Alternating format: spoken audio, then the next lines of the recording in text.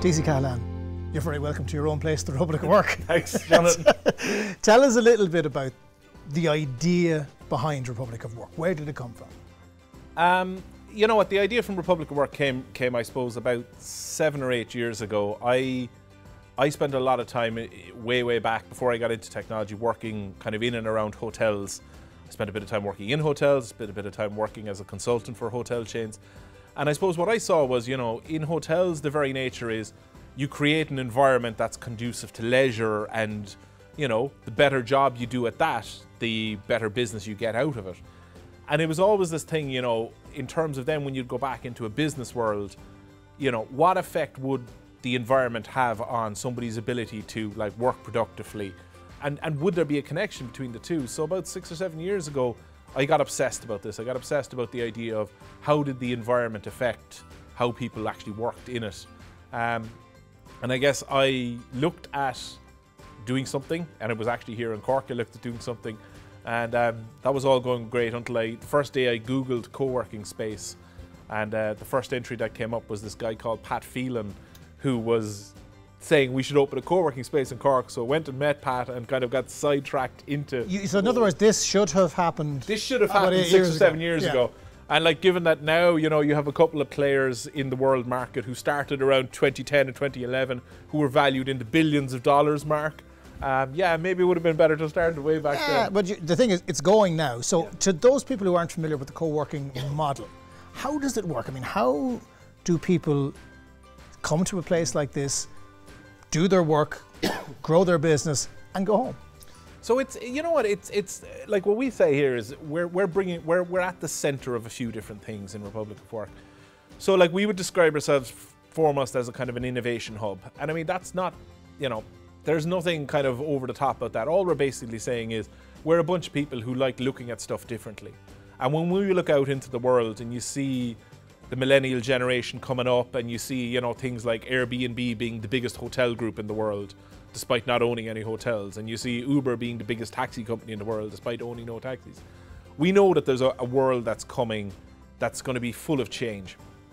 And we think one of the big changes that's coming is how businesses operate around real estate, because I think businesses are going to realize that, you know, a lot of the jobs that people are going to be doing, they're going to be a lot more flexible. There's going to be a lot more out of the office, a lot more engaging. Like the days of all the business walking in the door to their office is gone. So with Republic of Work, what we're trying to do is we're trying to create the ultimate flexible office space. We're trying to create space where businesses can literally put a fixed cost on the cost of their real estate, because they're paying us on a 30-day rolling contract basis. But at the same time, we don't want to be a desk and a chair provider. We really, like, the way we look at ourselves is we're building a kind of a community of like-minded people who have the benefit of there's a desk and a chair there. But the main benefit is to be part of a community. Like. It sounds in many ways like a club, you know, and you can pay varying amounts to be part of the club.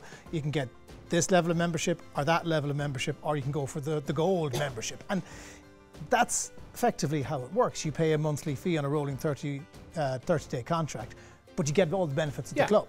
It's funny actually, because it's like if you go to London, you know, London was very famous for the last 20 or 30 years, you know, for how they evolved, you know, the old private gentlemen's clubs of the era, you know, where unless you had a direct relation somewhere down the line to the Queen, you probably weren't getting in the door, to kind of a combining them with almost the members clubs that nightclubs would have, into these kind of daytime lounges. A lot of the nightclubs would open during the day as these private lounges that members could come in and have meetings and stuff. And I guess we're kind of a part of what we are doing is along that line. You know, it was a comment years ago somebody said to me about one of the famous clubs around Stephen's Green in Dublin, you know, where they were in there for a meeting and they brought out their laptop and they were kind of told, you know, not appropriate. It's not that kind of place. We're definitely not that sort of place. What we're trying to be is like, you know, we could have just put a whole load of desks and chairs in here and meeting rooms and stuff. But for us building the Republic Lounge upstairs, which is literally, you know, it's 20% of our floor space here, that's the glue that holds everything together. That's how all the different members who are here are connecting with each other. It's also how we're getting our word out there, because they're bringing people in for meetings and all that. So let's pretend somebody, Elon Musk, has created a device to allow us to look into the future. In 5 years' time, What constitutes a success for Republic of Work? I think for us, you know, there's a sense for us is where we're kind of a hybrid technology company and space company. So like the evolution of our business is in that we kind of go down, you know, we become almost like a hotel chain where we have a product that's recognized for a couple of different things, probably for being innovative and being very flexible, being cool but not too cool. You know, no pool tables, air hockey tables, still very much focused on the work environment, and that in the same way that, say, a hotel chain like the you know, like Delata have a number of hotel brands, that, you know, Republic of Work becomes a brand where, yes, we've got big spaces, but, you know, we also potentially have small spaces in rural towns. We potentially have partnerships with other people. Like, we want to try and bring this ethos and this thing that we see about how the future of work is going to evolve. We want to kind of spread that out into a couple of different areas. But so I suppose success for us would be like multiple physical locations, some that we would probably own ourselves, some that we would just maybe operate on people's behalves. But that what we would have built in the middle of all this from a business point of view is that, you know, we've built a very strong behind the scenes infrastructure in terms of sales machines, marketing machines, you know, how you deliver the product. Because that's the strength of any good, say, hotel chain is, you know, not necessarily in the hotel, but in how everything runs smoothly behind the scenes. So we're investing very heavily in that infrastructure behind the scenes, really. Okay, DC, sounds great. Looking forward to it. Thanks a million.